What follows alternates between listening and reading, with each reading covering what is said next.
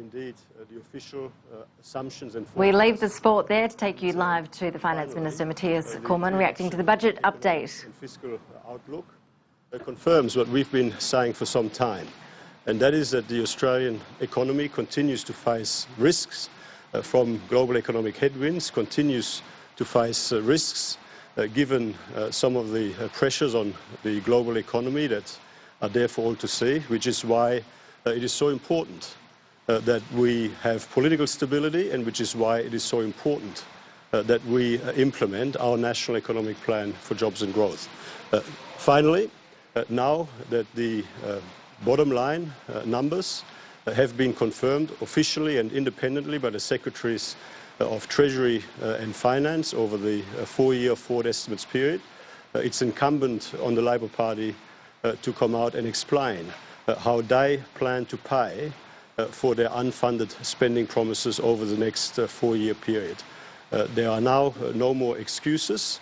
It is time that Labor explains how they will pay for their unfunded spending, how much more they will want to increase taxes by, how much more they would want to increase deficits and debt by, and what that would mean for the economy moving forward. Happy to take questions. Minister, on page 40, the department's quote Chris Jordan, the tax commissioner, saying the tax cuts that are planned for July 1 will have to be legislated.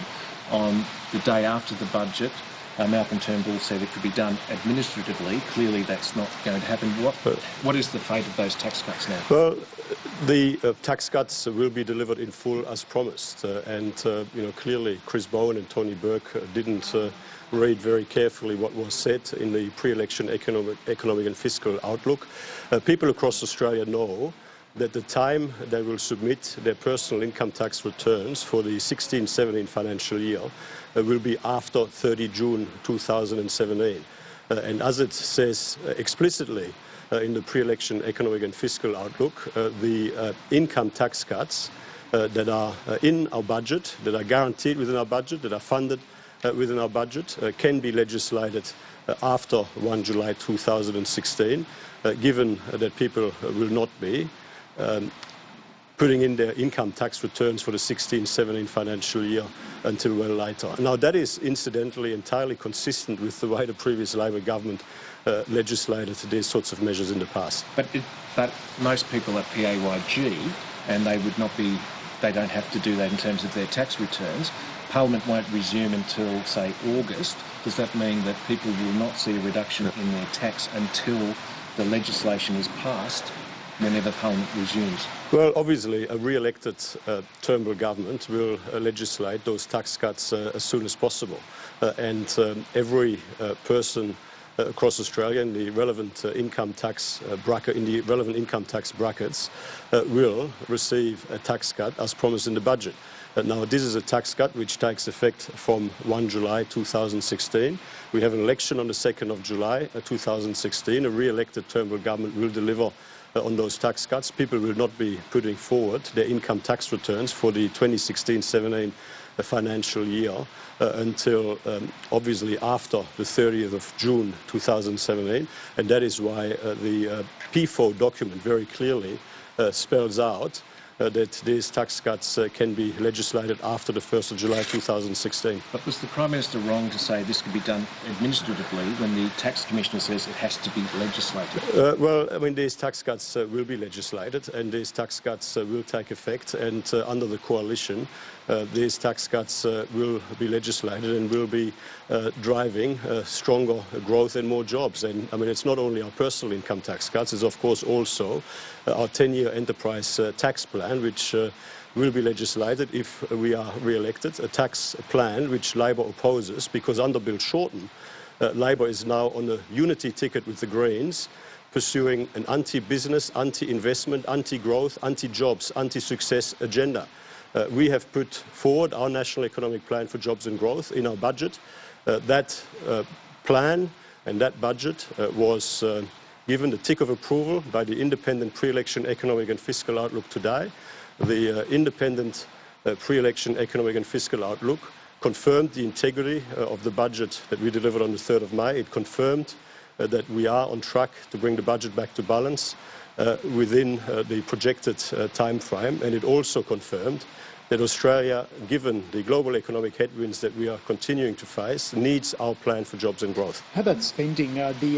Both the Treasury Secretary and Finance said that both sides of politics need to do more to address spending cuts in order to get things back on track.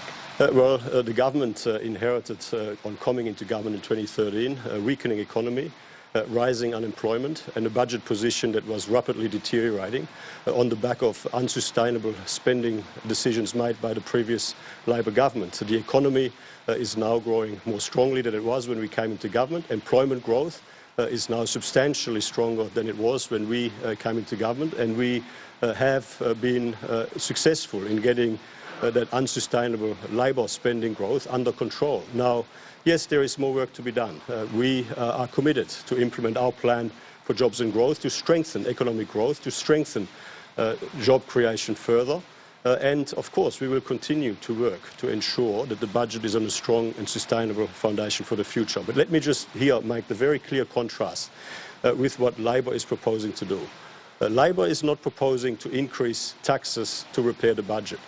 Labor is proposing to increase taxes to spend more.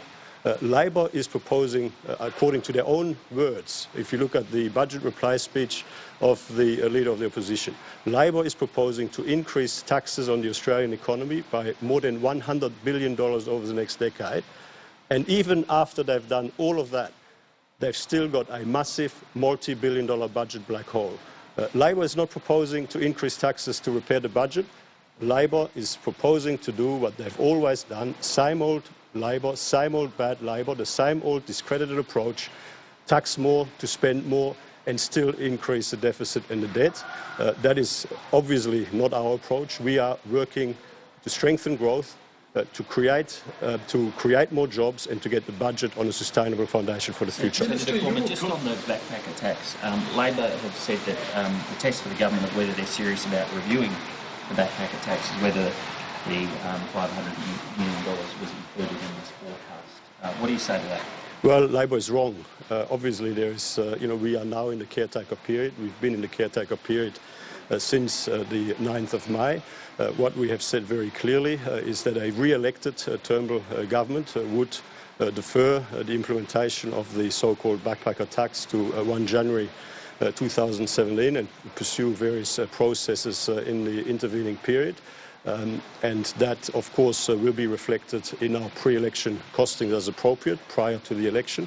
But the pre-election economic and fiscal outlook is an update on the state of the budget based on the decisions that were made by the government prior to the caretaker period. Your West Australian colleague Dennis Jensen described you as a factional kingmaker, warlord, whatever. Perhaps you could give us an insight into why Shuri Supu was resigning. I wish Dennis Jensen all the very best for his future.